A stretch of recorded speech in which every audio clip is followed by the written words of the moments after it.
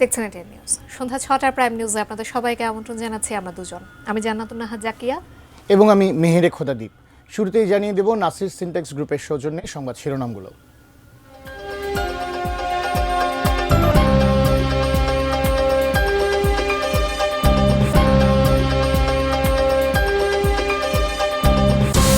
কারা থাকছেন নতুন মন্ত্রিসভায়, চূড়ান্ত করবেন তারেক রহমান।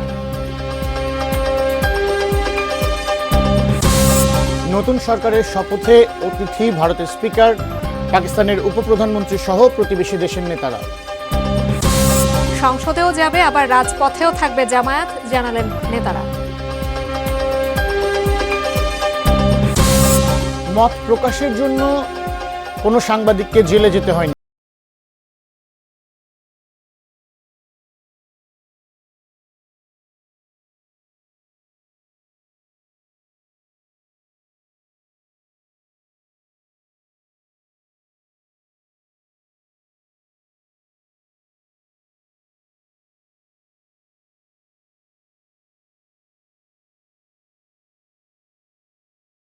এতক্ষণ নাসির সিনট্যাক্স গ্রুপের সৌজন্যে সংবাদ শিরোনামগুলো শুনছিলেন। এবারে পুরো খবর। প্রথা ভেঙে এবার নতুন সরকারের শপথ হতে যাচ্ছে জাতীয় সংসদ ভবনে। মঙ্গলবার সকালে সংসদ ভবনের শপথ কক্ষে এমপিদের শপথ পড়াবেন প্রধান নির্বাচন কমিশনার এএমএম নাসির উদ্দিন। আর বিকেলে রাষ্ট্রপতি মোহাম্মদ শাহাবুদ্দিন সংসদ ভবনের দক্ষিণ প্লাজায় মন্ত্রিসভার সদস্যদের শপথ পাঠ করাবেন। কেমন হচ্ছে নতুন মন্ত্রিসভা, কে কোন মন্ত্রণালয়ে পাচ্ছেন, এই নিয়েও জোর জল্পনা কল্পনা। মনিরুল ইসলাম মিন্টু রিপোর্ট। রোববার সচিবালয়ে আইন উপদেষ্টা ডক্টর আসিফ নজরুল জানিয়েছেন, মঙ্গলবার সকাল 10টায় সংসদের সভাকক্ষে সংসদ সদস্যদের শপথ, আর বিকাল 4টায় মন্ত্রিসভার শপথ দক্ষিণ প্লাজায়। সার্কভুক্ত দেশগুলোর পররাষ্ট্রমন্ত্রীদের শপথ অনুষ্ঠানে যোগদানের আমন্ত্রণ জানানো হবে বলেও জানান তিনি। মঙ্গলবার দিন সকাল 10টার সময় সংসদ সদস্যদের শপথ হচ্ছে। এর পরপরই বিএনপি থেকে আমাদের জানানো হয়েছে যে ওনারা ওইখানে বসেই ওই শপথের পরপরই ওনাদের সংসদীয় দলের যে প্রধান তাকে নির্বাচিত করবেন, হয়তো 11:30-12টার দিকে। আর বিকাল 4টায় সাউথ প্লাজাতে শপথ অনুষ্ঠান হবে মন্ত্রিসভার। নির্বাচনে নিরঙ্কুশ সংখ্যাগরিষ্ঠতা পেয়ে আবার সরকার গঠন করতে যাচ্ছে বিএনপি। দলের প্রধান তারেক রহমানই প্রধানমন্ত্রী হচ্ছেন। তবে দলের অন্দরমহল ও রাজনৈতিক অঙ্গনে মূল আলোচনা নতুন মন্ত্রিসভা নিয়ে। এই বিজয় বাংলাদেশে, এই বিজয় গণতন্ত্রে। মন্ত্রী হিসেবে দলের মহাসচিব মির্জা ফখরুল ইসলাম আলমগীর, স্থায়ী কমিটির সদস্য আমির খসরু মাহমুদ চৌধুরী, মির্জা আব্বাস, গয়েশ্বরচন্দ্র রায়, আব্দুল মঈন খান, সালাউদ্দিন আহমেদ, সেলিমা রহমান ও হাফিজউদ্দিন আহমেদের নাম আলোচনায় রয়েছে। নির্বাচন না করেও নজরুল ইসলাম খান ও রুহুল কবির রিজভীও আছেন এই তালিকায়। বিএনপির সিনিয়র নেতারা বলছেন, অভিজ্ঞ প্রবীণ ও দক্ষ নবীনদের সংমিশ্রণে মন্ত্রিসভা হবে। পুরো দেশ ও বিভিন্ন ধর্মাবলম্বীর প্রতিনিধিত্ব নিশ্চিত করার বিষয়টিও বিবেচনায় রয়েছে। আমরা সবাই অপেক্ষা করে আছি। বিএনপিতে এক্সপেরিয়েন্স লোক তো খুব বেশি নেই, যার ফলে এবার হয়তো নতুন অনেকে মন্ত্রিসভায় আসবেন। কারণ চেয়ারম্যান কাকে কোন পোর্টফোলিও দেবেন এটি তার বিবেচ্য বিষয়। তো আশা করি তিনি নতুন নবীন প্রবীণের মধ্যে একটা ভালো ব্যালেন্স তিনি রাখবেন। বিএনপির স্থায়ী কমিটির সদস্য ডাক্তার এজেডএম জাহিদ হোসেন ও ভাইস চেয়ারম্যান আব্দুল আল মিন্টু আছেন আলোচনায়। গণসংহতি আন্দোলনের জোনায়েদ সাকি ও বিজেপির আন্দালিবুর রহমান পার্থকেও রাখা হতে পারে মন্ত্রিসভায়। এই বিষয়ে কারো কোনো আপনি স্পেকুলেট করতে পারবেন, বাট এটা পিওরলি নেক্সট পরবর্তী প্রধানমন্ত্রী এবং পার্টি চেয়ারম্যান উনি ফিল করছেন যে এটা তো একটা নির্বাচিত গণতান্ত্রিক সরকার, তারপর একটা দীর্ঘ আন্দোলনের মাধ্যমে একটা গণতান্ত্রিক অর্ডারে আমরা যাচ্ছি। সারা দেশের মানুষও অপেক্ষায় আছে নতুন মন্ত্রিসভায় নিজের এলাকার কাউকে দেখা যায় কিনা। Monirul Islam Mintu, ATN news, Dhaka. বাংলাদেশের নতুন সরকারের শপথ অনুষ্ঠানে যোগ দিতে আসছেন ভারতের লোকসভার স্পিকার ওম বিড়লা, পররাষ্ট্র সচিব বিক্রম মিশ্রি এবং পাকিস্তানের উপপ্রধানমন্ত্রী ইসহাক দার। এছাড়া আসছেন ভুটানের প্রধানমন্ত্রী এবং নেপালের পররাষ্ট্রমন্ত্রীও। শপথ অনুষ্ঠানে যোগ দিতে প্রধান উপদেষ্টা ডক্টর মোহাম্মদ ইউনূসের পক্ষ থেকে ভারতের প্রধানমন্ত্রী নরেন্দ্র মোদী সহ বেশ কয়েকটি দেশের সরকার প্রধানকে আমন্ত্রণ জানানো হয়েছিল। কিন্তু ভারতের 16 থেকে 20 ফেব্রুয়ারি পর্যন্ত আন্তর্জাতিক এআই সামিট অনুষ্ঠিত হচ্ছে, যেখানে বিভিন্ন দেশের সরকার ও রাষ্ট্রপ্রধানরা আছেন। বাংলাদেশের নতুন সরকারের শপথ নেবার সম্ভাব্য দিন 17 ফেব্রুয়ারিতে ভারতের প্রধানমন্ত্রী নরেন্দ্র মোদীর সঙ্গে ফ্রান্সের প্রেসিডেন্ট ইমানুয়েল ম্যাখোর দ্বিপাক্ষিক বৈঠক নির্ধারিত আছে। এজন্য নরেন্দ্র মোদী ঢাকা আসছেন না, এটা নিশ্চিত। এর পরিবর্তে ভারত লোকসভার স্পিকার ও পররাষ্ট্র সচিবকে বাংলাদেশে পাঠাচ্ছে বলে দিল্লির কূটনৈতিক সূত্রগুলো জানিয়েছে।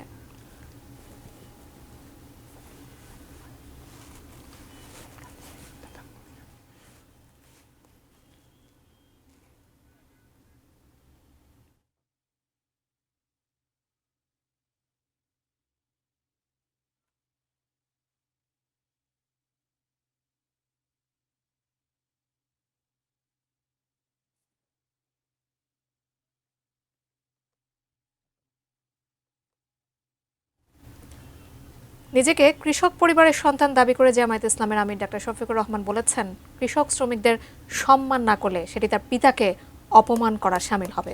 সকালে কিশোরগঞ্জের ইটনায় দলের মরহুম সমর্থক শাহ আলমের পরিবারের সদস্যদের সঙ্গে সাক্ষাৎ ও স্মরণ সভায় তিনি এই কথা বলেন। গত 8 ফেব্রুয়ারি ইটনা মিনি স্টেডিয়ামে আয়োজিত নির্বাচনী সমাবেশে যাবার পথে স্ট্রোক করে মারা যান শাহ আলম। শাহ আলমের পরিবারের দায়িত্ব নেওয়ার ঘোষণা দেন জামায়াতের আমির। সাধারণ মানুষকে সম্মান করা ইমানি দায়িত্ব উল্লেখ করে তিনি বলেন, কৃষক শ্রমিকরা কঠোর পরিশ্রম করে হালাল রুজি উপার্জন করেন।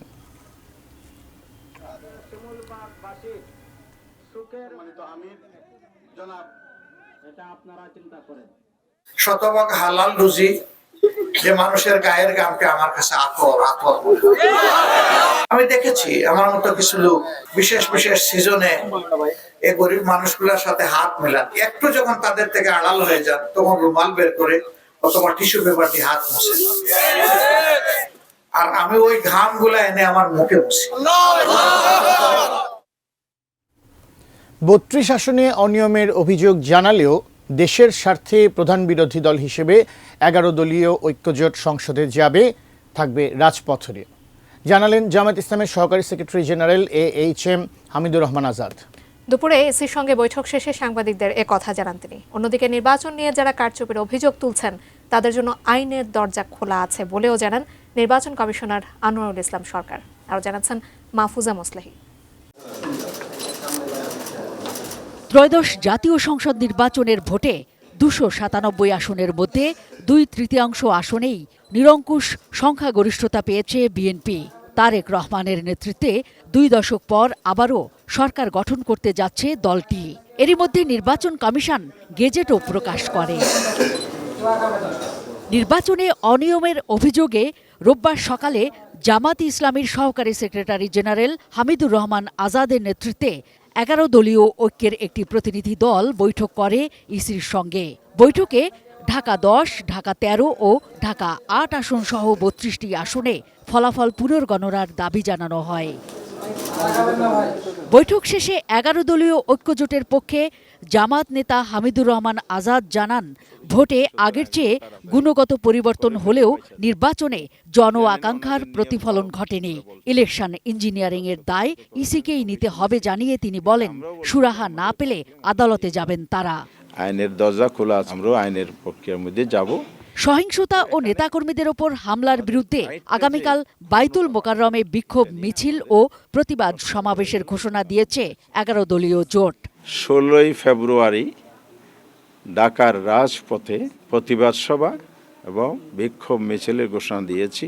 জনগণকে সাথে নিয়ে আমরা এটা প্রতিবাদ করতে চাই। এত যে না থামে, আমরা শপথ গ্রহণ করব, পার্লামেন্টেও যাব, আমরা গঠনমূলক ভূমিকা পার্লামেন্টে রাখব এবং আমাদের জন্য রাজপথও খোলা থাকবে। তবে নির্বাচন কমিশনার আনোয়ারুল ইসলাম সরকার জানান, জাতিকে একটি গ্রহণযোগ্য নির্বাচন দিতে নির্বাচন কমিশনের সর্বোচ্চ প্রস্তুতি ছিল। অভিযোগকারীরা চাইলে আদালতে যেতে পারেন। তাদের যে দাবি, সেই দাবিটি হলো বিচার বিশ্লেষণের প্রয়োজন রয়েছে। আইন তাদেরকে এই সুযোগ দিয়েছে যে যদি নির্বাচন সংশ্লিষ্ট কোনো অভিযোগ থাকে, মাননীয় হাইকোর্টে যদি শরণাপন্ন হন, সেই অনুযায়ী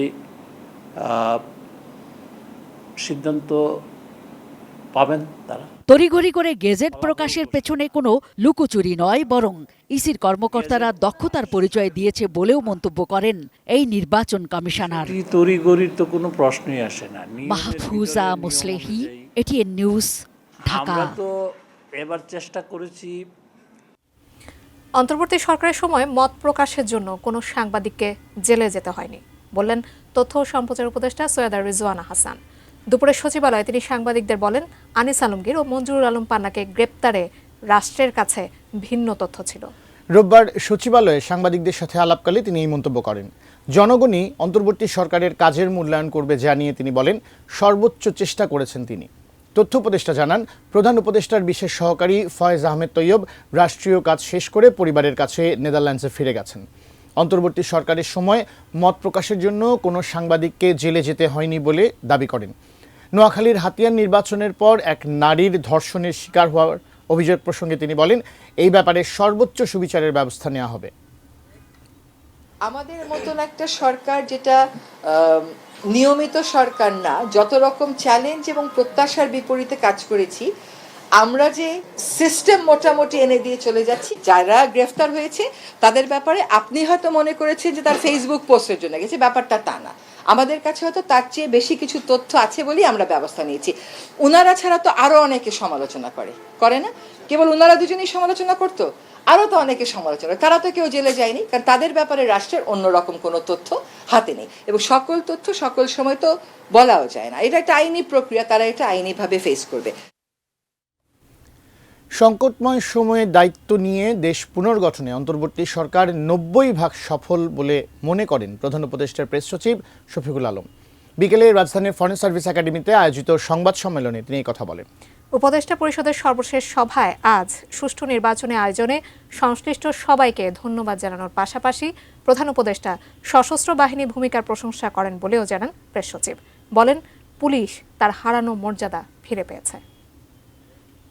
18 মাস এই গভর্নমেন্টকে যতটা ক্লোজলি দেখেছি, আর যেই ধরনের ব্যুরোক্রেসি আমরা পেয়েছি, আর যেই ধরনের একটা ভঙ্গুর অর্থনীতি আমরা পেয়েছি, যেই ধরনের ইনস্টিটিউশন, পুরো সমস্ত ইনস্টিটিউশন ভঙ্গুর ছিল, সেই বিচারে আপনি যদি পুরো এই গভর্নমেন্টের কাজগুলো দেখেন, আপনি প্রত্যেকটা মন্ত্রণালয় ধরে ধরে আপনি দেখবেন। আমি বলছি না যে আপনি একটা দুটো জিনিস দেখবেন, আমি বলবো যে আমার পার্সোনাল অপিনিয়ন এরা 90% সফল। দর্শক, নির্বাচন উপলক্ষে টানা 4 দিন ছুটি শেষে কর্মস্থলে ফিরতে শুরু করেছেন চাকরিজীবীরা। তবে রাস্তায় কোনো যানজট দেখা যায়নি। সাভার উলাইল বাস স্ট্যান্ড থেকে বিস্তারিত জানাচ্ছেন আমাদের সহকর্মী কামরুজ্জামান। এখন পর্যন্ত রাস্তায় কোনো রকম অসুবিধার সম্মুখীন তারা হচ্ছে কিনা, এবং কি বলছেন তারা 4 দিন পর শহরে ফিরতে পেরে? এর মধ্যে কিন্তু ঢাকার সাভার কিন্তু এখন মানে একদম প্রাণ ফিরে পেয়েছে মানুষ, কিন্তু এখন তারা গ্রাম থেকে কিন্তু বাড়িতে থেকে কিন্তু এখন ফিরে এসেছে তাদের কর্মস্থলে, এবং আপনারা দেখতে পাচ্ছেন এর মধ্যে কিন্তু মানুষ কিন্তু আর কিন্তু যে ঢাকা যেমন ফাঁকা হয়ে গিয়েছিল সেটি কিন্তু এখন আর নেই। আপনারা দেখতে পাচ্ছেন যে মানুষে কিন্তু এখন আবার মানে যে চাঞ্চল্য যে এলাকা সেটি কিন্তু লক্ষ্য করা গেছে। তবে আমরা খোঁজ নিয়েছি সাভার, নবীনগর এবং তন্দা, ঢাকা নবীনগর তন্দা মহাসড়ক সব জায়গায় খোঁজ নিয়েছি, তেমন কোনো যানজটের কোনো সন্ধান মেলেনি। তবে আমরা হাইওয়ে পুলিশের সাথে কথা বলেছি, তারা আসলে যে কোনো যানজট এড়াতে তারা কিন্তু প্রস্তুত রয়েছে। যেহেতু ঢাকায় কিন্তু একটা বিষয় জানিয়ে রাখি আপনাদেরকে যে গত 2 দিন আগেই কিন্তু তারা আসতে শুরু করেছে। এর মধ্যে গতকালকে রাতে কিন্তু বেশিরভাগ মানুষ চলে এসেছে, আজকে সারাদিন তারা কিন্তু অফিস করেছে। তো সবকিছু মিলিয়ে কিন্তু এই সাভার এবং ঢাকা সহ আশেপাশে কিন্তু মানুষের যে চাঞ্চল্যতা সেটা কিন্তু আসলে ফিরে এসেছে, এবং মানুষ কিন্তু তাদের কর্মস্থলে আজকে কিন্তু প্রথম অফিস করলো। তো এই ছিল সর্বোচ্চ সমাচার যে ঢাকার এটা মহাসড়ক থেকে আমরা ফিরে যাচ্ছি জাকিয়ার কাছে। জাকিয়া। কামরুজ্জামান, ধন্যবাদ আপনাকে। দর্শক, নির্বাচন উপলক্ষে টানা 4 দিনের ছুটি শেষে রাজধানীতে ফিরছেন চাকরিজীবীরা, সে প্রসঙ্গে জানাচ্ছিলেন আমাদের সাভার প্রতিনিধি কামরুজ্জামান। দর্শক, একটু পর জামায়াত ইসলামের আমির ডক্টর শফিকুর রহমানের বাসায় যাওয়ার কথা রয়েছে বিএনপি চেয়ারম্যান তারেক রহমানের। রাজধানীর গুলশানের ওই বাসার সামনে রয়েছেন আমাদের সহকর্মী ফেরদৌস রহমান, জানাচ্ছেন সেখানকার সর্বশেষ তথ্য।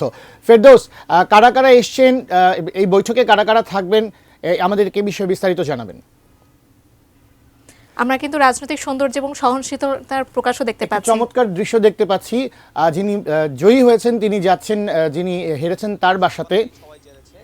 যে বিএনপি চেয়ারম্যান তারেক রহমান সম্ভাব্য প্রধানমন্ত্রী, তিনি আজকে সৌজন্য সাক্ষাৎ করতে জামাতের আমিরের বাসায় আসছেন।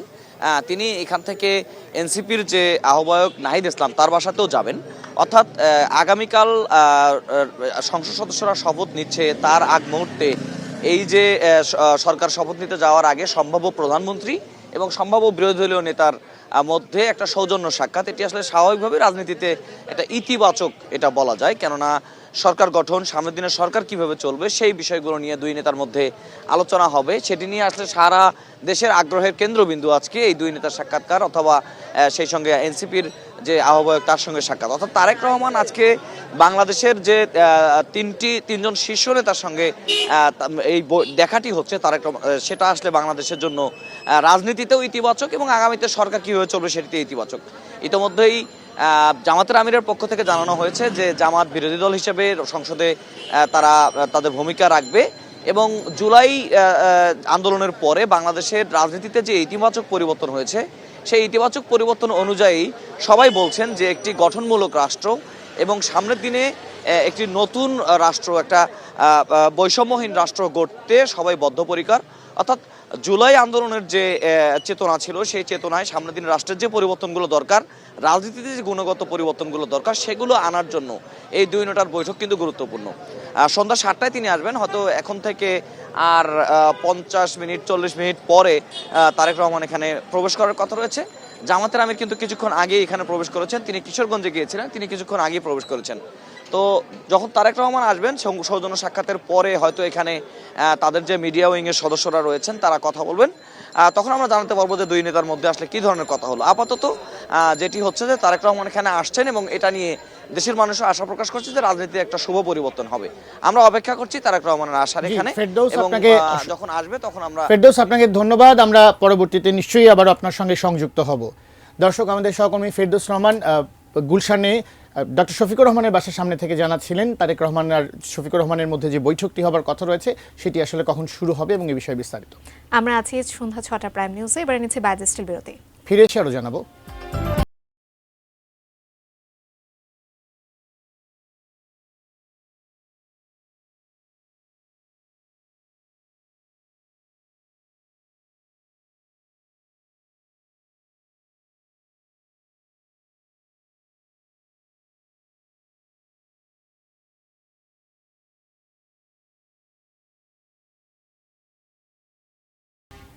দর্শক, বিরতির পর আরো একবার আমন্ত্রণ জানাচ্ছি সন্ধ্যা 6টার প্রাইম নিউজে। পুরো রমজান মাস সরকারি বেসরকারি নিম্ন মাধ্যমিক ও মাধ্যমিক স্কুল বন্ধ রাখতে নির্দেশ দিয়েছেন হাইকোর্ট।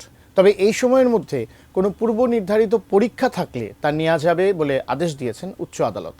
এক রিটের পরিপ্রেক্ষিতে বিচারপতি ফাহমিদা কাদের ও বিচারপতি মোহাম্মদ আসিফ হাসানের হাইকোর্ট বেঞ্চ রোববার এই আদেশ দেন। আদালতে রিটের পক্ষে শুনানি করেন রিটকারী আইনজীবী মোহাম্মদ ইলিয়াস আলী মণ্ডল নিজেই। তিনি জানান, 15 ফেব্রুয়ারি থেকে মাদ্রাসাগুলোতে ছুটি দেয়া হলেও মাধ্যমিক এবং নিম্ন মাধ্যমিক স্কুল 8 মার্চ থেকে ছুটির সরকারি সিদ্ধান্ত কেন অসাংবিধানিক হবে না তা জানতে চেয়ে রুলও জারি করেছেন হাইকোর্ট।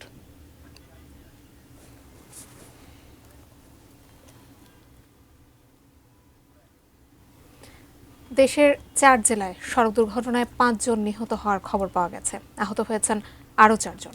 টাঙ্গাইল, সিরাজগঞ্জ, মুন্সিগঞ্জ ও গোপালগঞ্জে পৃথক সড়ক দুর্ঘটনায় এ হতাহতের ঘটনা ঘটে। রোববার ঢাকা টাঙ্গাইল যমুনা সেতু মহাসড়কের জোকারচর এলাকায় একটি মাইক্রোবাস একটি যাত্রীবাহী ভ্যানকে ধাক্কা দিলে 4 জন আহত হয়। স্থানীয়রা আহতদের উদ্ধার করে টাঙ্গাইল জেনারেল হাসপাতালে নিয়ে গেলে কর্তব্যরত চিকিৎসক শরীফ নামের একজনকে মৃত ঘোষণা করেন। অপর একজন উন্নত চিকিৎসার জন্য ঢাকায় নেয়ার পথে মারা যান। সিরাজগঞ্জ পৌর শহরে বাস চাপায় আখি খাতুন নামের এক গৃহিণী নিহত হন। গুরুতর আহত হন রিকশা চালক। মুন্সিগঞ্জে একটি মোটরসাইকেল ও সিএনজি অটোরিকশার সংঘর্ষে ঘটনাস্থলেই নিহত হন রাসেল কবির নামে এক ব্যবসায়ী। এদিকে গোপালগঞ্জে যাত্রীবাহী বাসের চাপায় মাসেম মোল্লা নামে এক বৃদ্ধ নিহত হয়েছেন।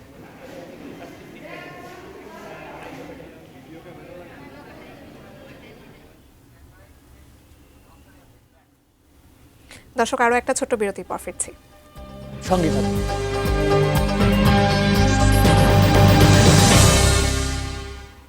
দর্শক, বিরতির পর আবারও স্বাগত সন্ধ্যা 6টার প্রাইম নিউজে। এবারে বাণিজ্য সংবাদ প্রেজেন্টেড বাই সি।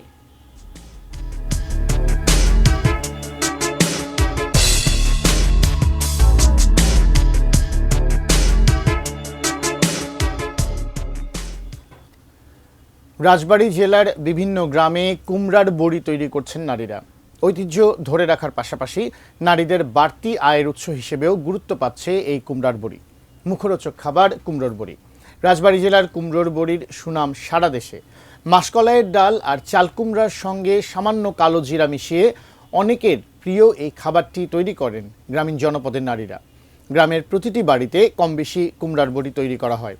পাইকাররা বাড়িতে এসে কিনে নিয়ে যান, যা বিক্রি হয় স্থানীয় হাটবাজারে। সরবরাহ করা হয় রাজধানী সহ দেশের বিভিন্ন প্রান্তে।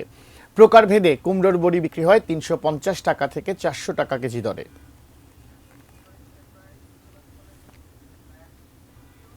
মেটাল প্রেজেন্টস কৃষি সংবাদ, সুজলা সুফলা।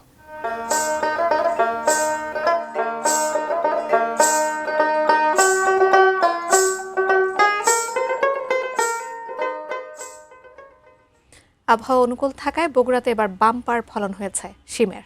এই সবজিকে ঘিরে লাভবান হওয়ার আশা কৃষকদের। জেলায় সবচেয়ে বেশি শিমের আবাদ হয়েছে শেরপুর ও শাহজাহানপুরের উপজেলায়। প্রথম দিকে বিভিন্ন প্রকার আক্রমণে চিন্তায় ফেলেছিল চাষিদের, তবে সঠিক পরিচর্যা দিয়ে তা মোকাবেলা করেছেন তারা। এবার দাম ভালো পাচ্ছেন কৃষকেরা।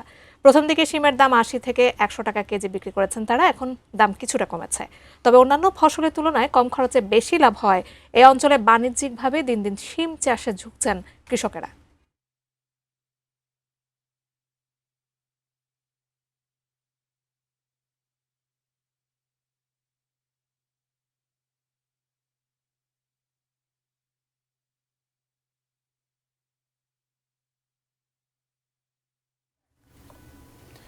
দর্শক, প্রাইম নিউজের সময় হলো আবারও বাইজিৎ স্টিল বিরতির। এরপর আরো যা থাকছে।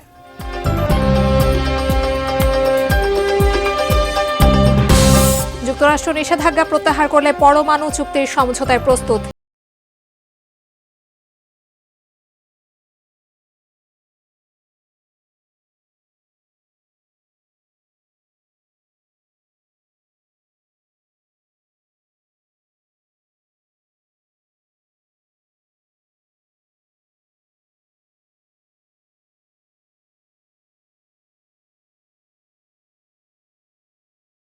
আপনারা দেখছেন সন্ধ্যা ৬টার প্রাইম নিউজ।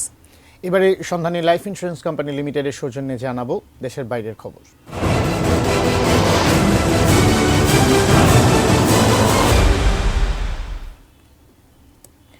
যুক্তরাষ্ট্র নিষেধাজ্ঞা প্রত্যাহারে আলোচনায় রাজি হলে ওয়াশিংটনের সঙ্গে পারমাণবিক চুক্তিতে পৌঁছতে সমঝোতা করতে প্রস্তুত ইরান। রাজধানী তেহরানে বিবিসিকে দেয়া এক সাক্ষাৎকারে এমনটাই জানিয়েছেন দেশটির উপপররাষ্ট্রমন্ত্রী মাজিদ তাখত রাভাঞ্চি। ইরানের পক্ষ থেকে ৬০% সমৃদ্ধ ইউরেনিয়াম হালকা করার প্রস্তাবকে সমঝোতার প্রমাণ হিসেবে উল্লেখ করে রাভাঞ্চি বলেন, বল এখন আমেরিকার কোর্টে। ওয়াশিংটনকেই প্রমাণ করতে হবে তারা চুক্তিতে পৌঁছতে চায় কি না। তবে ইউরেনিয়াম সমৃদ্ধকরণ পুরোপুরি বন্ধ করার মতো দাবি ইরান মেনে নেবে না বলেও জানান তিনি। পাশাপাশি ক্ষেপণাস্ত্র কর্মসূচি আলোচনার বাইরে থাকবে বলেও স্পষ্ট করেন। আগামী মঙ্গলবার জেনেভায় দ্বিতীয় দফা বৈঠক হওয়ার কথা রয়েছে। তিনি বলেন, আলোচনা মোটামুটি ইতিবাচক দিকে এগিয়েছে, তবে এখনই চূড়ান্ত মূল্যায়ন করা খুব বেশি তাড়াতাড়ি হয়ে যায়। ট্রাম্পও আলোচনাকে ইতিবাচক বলেছেন। Ispahani sports news.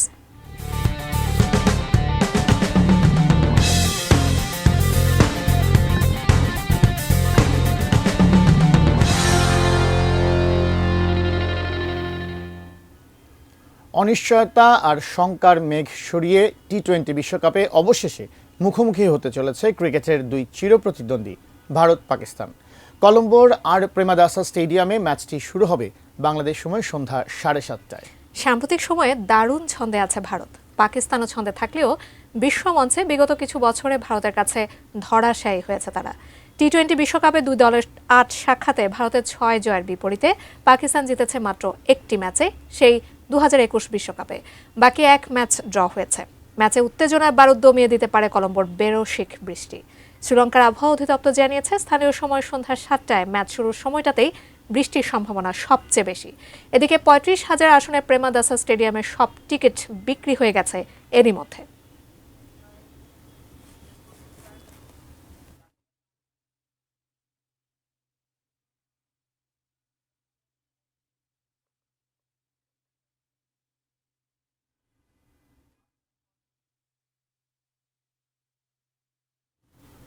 দর্শক, শেষ করব প্রাইম নিউজ। তার আগে নাসির সিনট্যাক্স গ্রুপের সৌজন্যে শিরোনামগুলো জানিয়ে দিচ্ছি আরও একবার। কারা থাকছেন নতুন মন্ত্রিসভায় চূড়ান্ত করবেন তারেক রহমানই।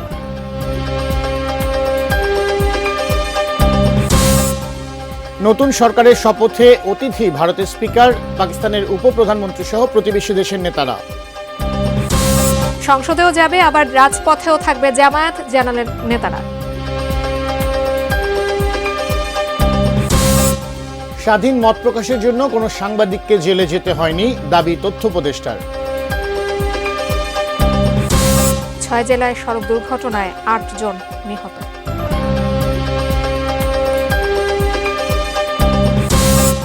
যুক্তরাষ্ট্র নিষেধাজ্ঞা প্রত্যাহার করলে পরমাণু চুক্তির সমঝোতায় প্রস্তুত ইরান। এবং টি-20 বিশ্বকাপে ভারত পাকিস্তান মহারণ আজ।